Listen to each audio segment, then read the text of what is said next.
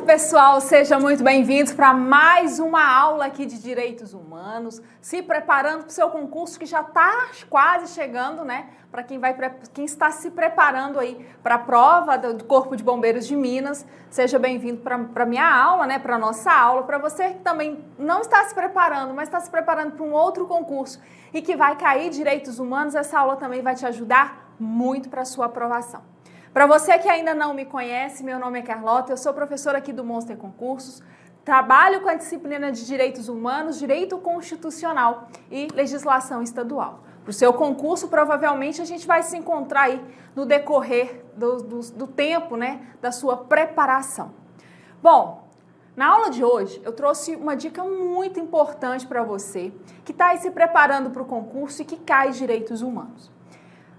Fiz uma pesquisa muito recente e pude perceber que a grande probabilidade que vem sendo cobrada em provas de direitos humanos é essa parte histórica dos direitos humanos, essa parte conceitual dos direitos humanos, essa parte de característica, ou seja, essa parte introdutória. Então, se você pegar o edital aí, você vai observar que o examinador, né, a banca, ela fez questão de colocar os pontos mais importantes dos direitos humanos com relação à parte introdutória. E é o que eu vou trazer aqui hoje para vocês. Então, nós vamos trabalhar o conceito de direitos humanos e as características que podem aparecer na sua prova. Vamos trabalhar? Vem comigo, pega aí seu caderno, seu papel, né, sua caneta, vem comigo, vamos trabalhar. Olha só, pessoal. Eu começo te perguntando o que é direitos humanos. O que eu posso considerar como direitos humanos? E aí você vai pensar, bom, professora, direitos humanos é o direito, né, que a gente vê em tratados, convenções, resoluções, do qual o Brasil tenha ratificado, tenha participado, né, tenha concordado em aplicar essas normas no nosso ordenamento jurídico. Mas seu examinador pode te perguntar isso na prova, pode trazer vários conceitos e te perguntar qual conceito melhor se adequa ao conceito de direitos humanos. E para que você consiga responder e acertar essa questão, você precisa saber a diferença de 3 direitos. Os direitos do homem, os direitos fundamentais e os direitos humanos. Então venha cá comigo, vou te mostrar o chamado pulo do gato, para você não esquecer isso na hora da sua prova. Então olha só. Quando eu falo, pessoal, em direitos do homem, né? Direitos do homem é o quê? São esses direitos relacionados à questão jusnaturalista, aos direitos jusnaturais. E o que seria um direito jusnatural, professora? Nunca ouvi falar. Os direitos jusnaturais são aqueles direitos advindos dos deuses, né? Não era aquele direito positivado como nós temos, por exemplo, a Constituição Federal. Os direitos jusnaturalistas eram os direitos que, segundo o homem, adivinha das divindades. Então, as divindades ditavam as leis, usavam os homens, né, para ditar as leis daquele povo. E aí, dentro, então, os direitos do homem está relacionado com o direito jusnaturalista. Pode marcar essa expressão aí no seu caderno, jusnaturalista, que guarda a relação biológica com o ser humano. Ou seja, o simples fato do ser humano ter nascido, ele já tem aí esse direito do homem, essa garantia de ter esses direitos que é tido como direitos das divindades, direitos dos deuses.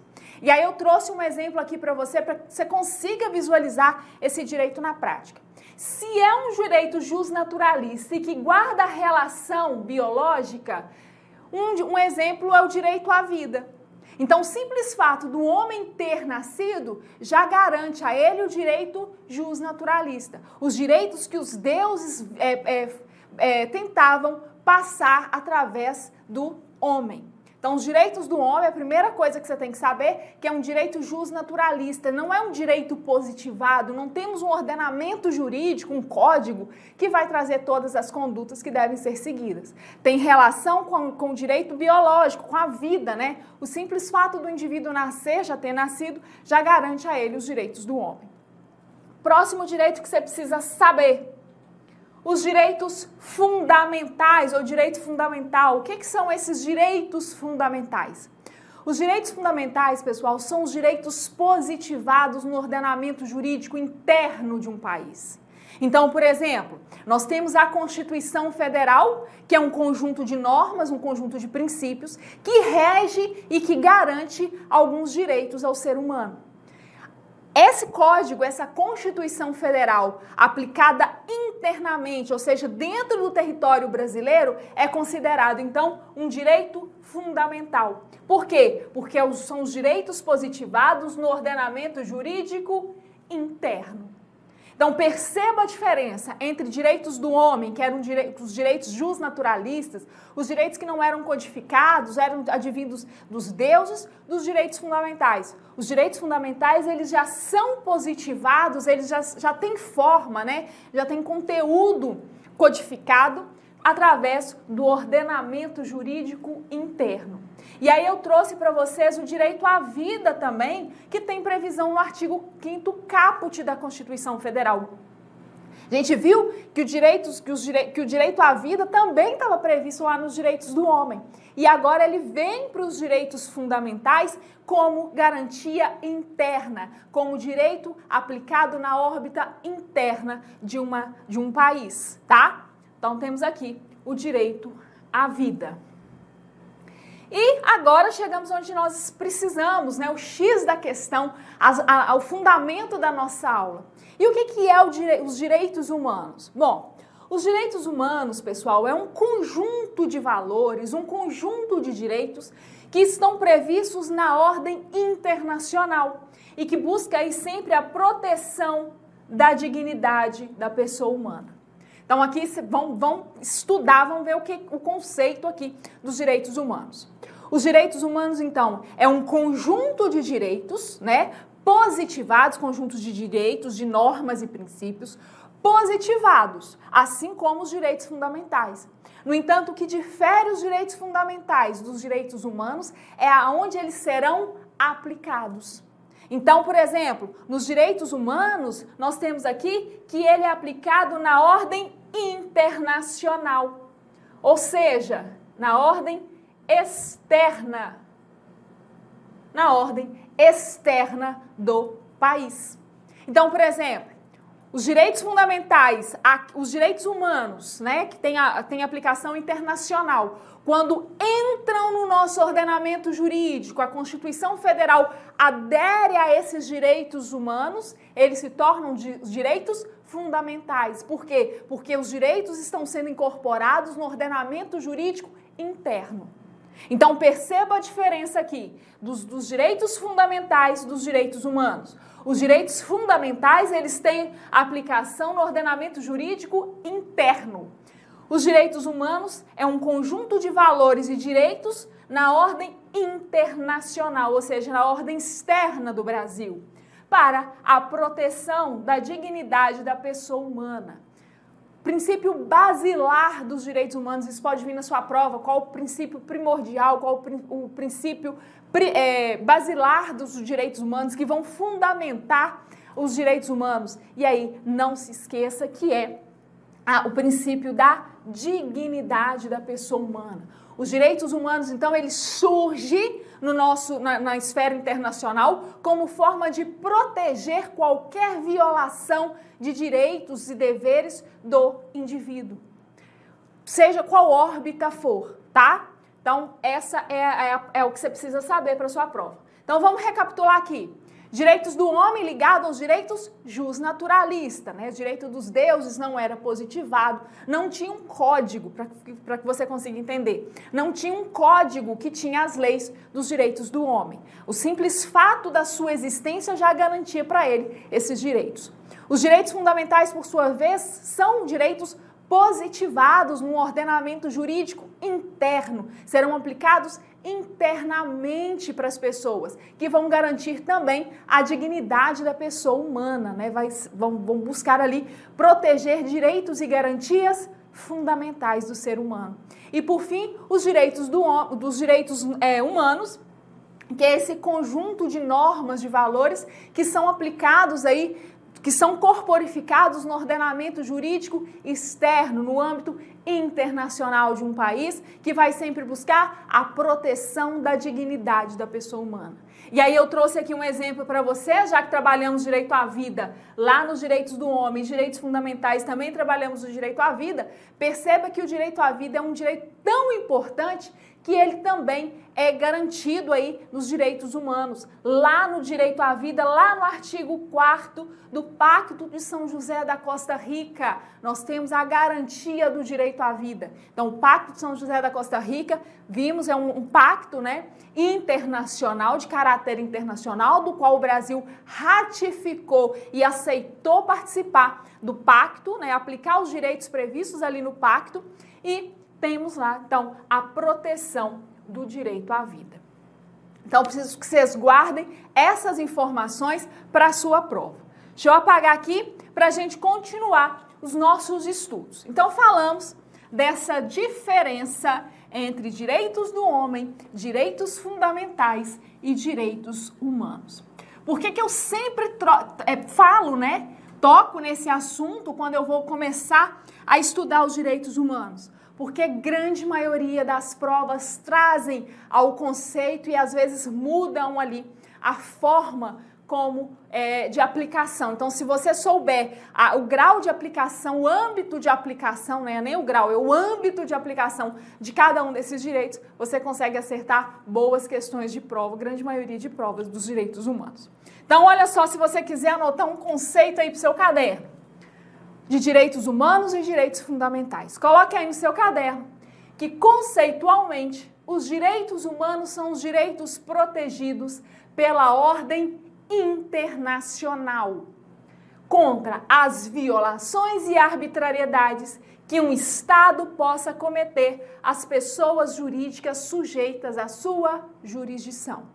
Cuidado aqui, pessoal, quando eu falo em Estado, eu estou falando de Estado em âmbito internacional. Quando a gente estuda a formação de um tratado internacional, a gente estuda lá que os países que fazem parte da sua tramitação dos tratados internacionais são chamados de estados internacionais. Então, muito cuidado aqui na hora da sua prova, para que você não ache que esse estado que está se comentando, está se falando, é o Estado Federal, tá? O Estado Federado, por exemplo, Brasil, Minas Gerais, Espírito Santo, São Paulo, o Distrito Federal, o Amapá, o Estado do Amazonas.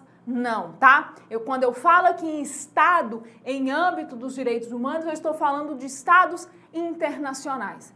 Ah, professora, mas pode acontecer que um Estado brasileiro, por exemplo, o Estado do Rio Grande do Sul, cometa uma violação aos direitos humanos. Nesse caso aqui não entra a questão do Estado? Entra o Estado, ente federado, violou direitos humanos, tá?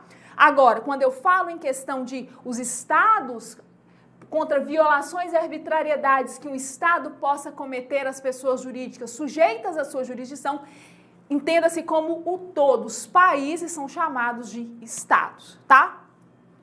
E os direitos fundamentais são afetos à proteção interna dos direitos dos cidadãos. Proteção interna, proteção no âmbito do ente federado, né? Do limite aí da República Federativa do Brasil, os quais encontram-se positivados nos textos constitucionais contemporâneos. Então, a Constituição Federal é um exemplo aí de norma, de código, né? Que traz norma suprema, que traz várias garantias, vários direitos fundamentais, tanto é que inicia o artigo 5º com o título dos direitos e garantias fundamentais. Ou seja, os direitos fundamentais, a grande maioria está ali dentro da Constituição Federal. Professora, pode acontecer de ter outros direitos fundamentais não previstos expressamente no artigo 5º da Constituição? Pode, tome muito cuidado, porque as bancas costumam colocar que os direitos fundamentais estão previstos única e exclusivamente dentro do artigo 5º da Constituição Federal ou dentro dos artigos do título que trata dos direitos e garantias fundamentais. E não é só lá, né? Nós temos aí outros artigos esparsos dentro da Constituição Federal que também garantem os direitos fundamentais.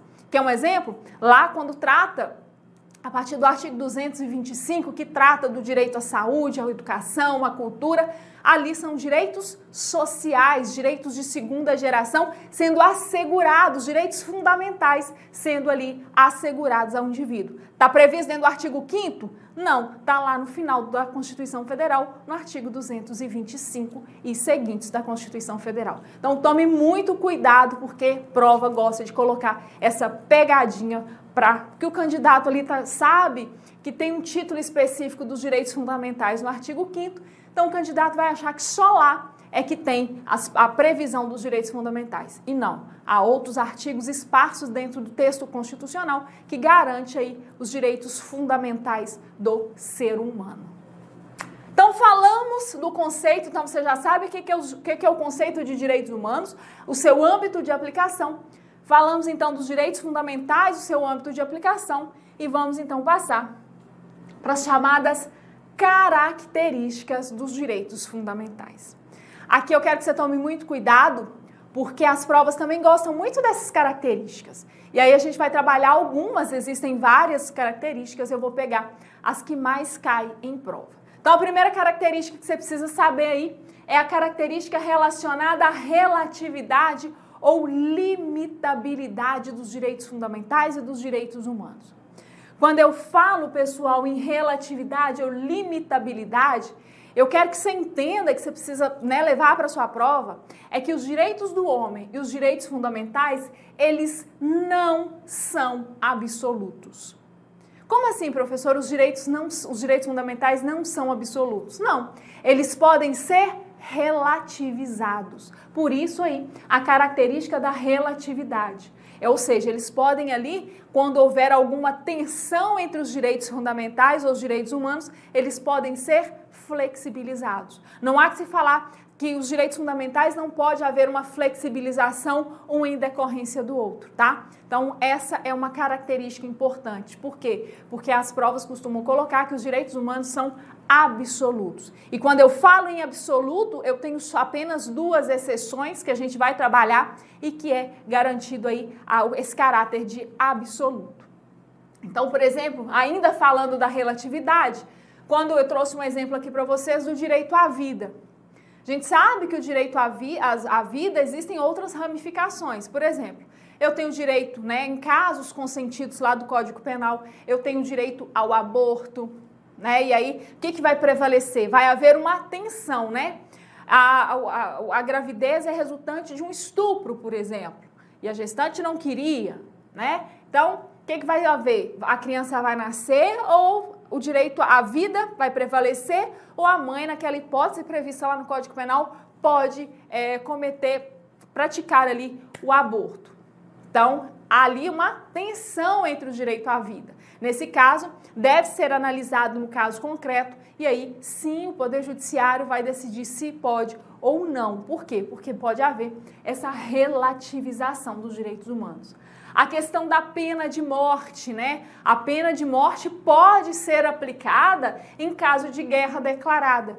Então, havendo uma guerra declarada, a pessoa ali cometeu atrocidades, ela pode, então, ter ali a pena de morte. É uma exceção à relatividade. E aí a exceção, pessoal, que eu falei com vocês, onde é vedado absolutamente essa característica de absoluto dos direitos fundamentais, é a previsão lá do artigo 4º e 5º da DUDH. O artigo 4º e 5º da Declaração Universal dos Direitos Humanos veda a absoluta, há ali uma vedação absoluta da tortura e a escravidão ou tráfico de pessoas. Então, na sua prova pode vir assim: de acordo com a característica da relatividade ou limitabilidade dos direitos humanos, a tortura é relativa, o direito à tortura é relativo. Não, ela é absoluta, de acordo com a Declaração Universal dos Direitos Humanos. Não pode haver nenhuma prática de tortura, que o Brasil, que a Declaração dos Direitos Humanos compatibiliza ali. Próxima característica, universalidade. Quando eu falo em universalidade, pode imaginar aí, vem do universal, que é de todo mundo. Então, essa característica da universalidade são os direitos humanos, os direitos fundamentais, são oponíveis, ou seja, são colocados à disposição de todas as pessoas, independentemente de quaisquer condições. Independentemente se for rico, pobre, cabelo curto, cabelo comprido, independentemente do tipo, né, a qualificação, a classificação, todo ser humano tem aí a garantia dos direitos fundamentais e dos direitos humanos. Então, é a característica da universalidade. Próxima característica, característica da complementariedade. E aí, quando eu falo da característica da complementariedade, você precisa lembrar de todo aquele processo histórico que os direitos humanos vieram se transformando ao longo do tempo. Então, quando eu trabalho a primeira geração de direitos humanos, a segunda, a terceira, a quarta e assim por diante, os direitos humanos conquistados na primeira geração, eles não são de forma alguma esquecidos, abandonados. Eles vão se complementando com a segunda geração, vão se complementando com a terceira geração.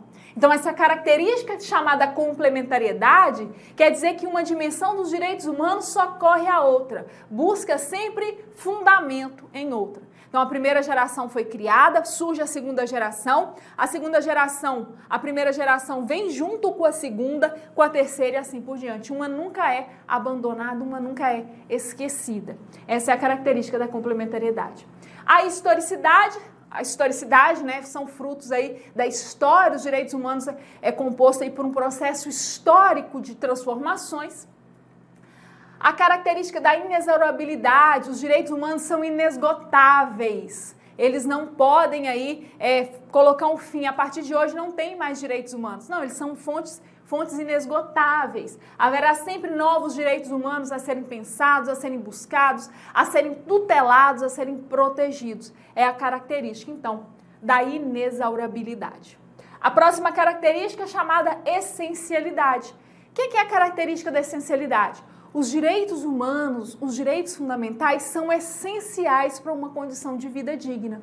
Então, eu coloquei que são essenciais, são básicos, são fundamentais ao desenvolvimento de vida com qualidade. Então, para que o ser humano tenha uma vida digna, tenha uma vida de qualidade, eu preciso, então, dessa característica da essencialidade dos direitos fundamentais e dos direitos humanos para assegurar a boa qualidade de vida do ser humano. Próxima característica, a característica da indisponibilidade ou inalienabilidade. Quando eu falo em indisponibilidade ou inalienabilidade, significa que os direitos humanos, os direitos fundamentais não têm valor econômico. Os direitos fundamentais, os direitos humanos não podem ser comercializados. Eu não posso, por exemplo, vender a minha vida. Ah, minha família está passando por necessidade, então vou vender a minha vida para que o dinheiro venha para minha família. Eu não posso. Por quê? Porque a vida é um direito fundamental, um direito humano e eles não têm valor econômico, eles são inalienáveis, tá? Próximo, irrenunciabilidade. Cuidado aqui com essa característica da irrenunciabilidade, tá, pessoal? Por quê? Nós temos a regra e nós temos a exceção. Vamos entender a regra primeiro, depois fica mais fácil para você compreender a exceção.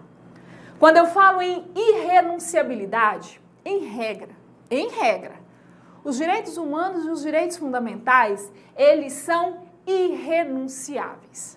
O que quer dizer isso? O titular dos direitos humanos, dos direitos fundamentais, não podem abrir mão desses direitos para qualquer fim. Então, eu coloquei aqui que deles o titular não pode abrir mão, pois não importam somente o sujeito ativo, mas toda a coletividade. Então, por exemplo, o direito à minha privacidade. Eu não posso abrir mão do meu direito à privacidade, né? Por quê? Porque não importa só a mim, importa a toda a coletividade. São direitos humanos. No entanto, nós temos exceções. Você deve estar aí pensando em casa. Professora, como que você fala que a regra, né, que os direitos humanos são ali irrenunciáveis e tal, mas a gente cansa de ver esses reality shows aí na TV, o pessoal fica o dia inteiro sendo vigiado, né, tem aquelas festas, eles ficam até de madrugada e a gente fica vendo. Bom, eu falei que tinha a regra é que os direitos humanos são irrenunciáveis. No entanto, nós temos exceções. E a exceção é a seguinte: você pode abrir mão dos seus direitos, tá? Do seu direito, por exemplo, à privacidade, desde que seja de forma temporária, tá? E excepcional. Essa renúncia é uma renúncia temporária. Então, por exemplo, quem vai para os reality shows da vida aí, tem o tempo de entrar, geralmente são 3 meses. Então, eles assinam aquele contrato e o contrato fala termo inicial, dia tanto, termo final, dia tanto. Então, se sair desse tempo, tudo bem, mas tem tempo para terminar. Então, é uma forma temporária. Forma excepcional. Qual que é o caráter excepcional aqui? É todo mês, 12 meses ao ano, né? Um ano, 12 meses. Eles estão lá dentro da casa? Não. É uma forma excepcional. São 3 meses e acabou. E aí depois vão ter outros e outros e outros, mas não é 24, não é 365 dias, tá? Então essa é a característica aí da renúncia excepcional e temporária. E a próxima característica é a imprescritibilidade. Os direitos humanos, eles não se perdem pelo decurso do tempo. Se você não usar aí, por exemplo, o seu direito à intimidade, o seu direito à liberdade, o direito à vida, o direito à segurança, você não vai perder esses direitos, não. Eles vão ficar aí com você, vão andar junto com você. Uma hora que você precisar, você pode usar. Então, é a chamada característica da imprescritibilidade. Não perdem pelo decurso de tempo. Com o passar do tempo, você não perde esses direitos. Não tem prazo de validade. Você não nasce aí com o direito à privacidade da data X à data Y. É até ao final da sua vida, né? Até o dia que você morrer. Então, é a característica aí da imprescritibilidade. Característica da efetividade. A efetividade, pessoal, é a atuação do poder público, deve se pautar sempre na necessidade de se efetivar direitos e garantias institucionalizadas, inclusive por meio da utilização de mecanismos coercitivos, se for necessário.